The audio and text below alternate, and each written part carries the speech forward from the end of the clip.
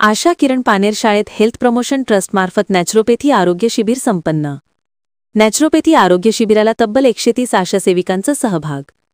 आशा सेविकांचा या शिबिराला उत्स्फूर्त प्रतिसाद.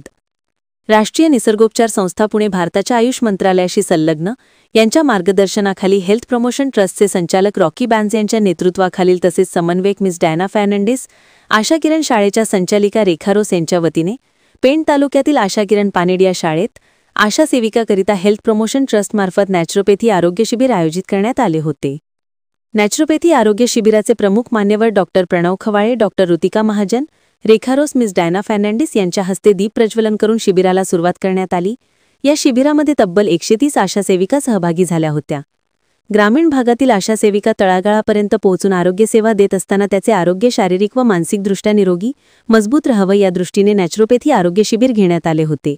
यामध्ये शारीरिक तसेच आरोग्याची काळजी कशी करता येईल याचे मार्गदर्शन या शिबिरात करण्यात आले.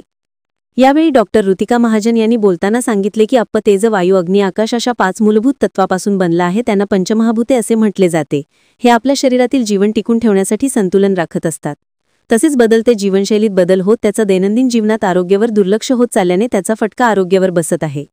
त्यामुळे आपण शरीराची कशा पद्धतीने काळजी घ्यावी व कोणते घरगुती उपाय करून आपल्या शरीराला आराम कसा पडेल याविषयी मार्गदर्शन केले. सध्या योगासन करणे पुढे काळाची गरज आहे. त्यामुळे आपले शरीर निरोगी ठेवण्यासाठी आपण रोज सकाळी योगासन करणे महत्त्वाचे आहे. योगासन केल्याने शरीरातील अवयव मजबूत व लवचिक बनवून मानसिक आरोग्य चांगले प्रकारे सुधारून सकारात्मक दृष्टिकोन वाढवण्यास मदत होते. शरीराचा आकारावर नियंत्रण ठेवता येते.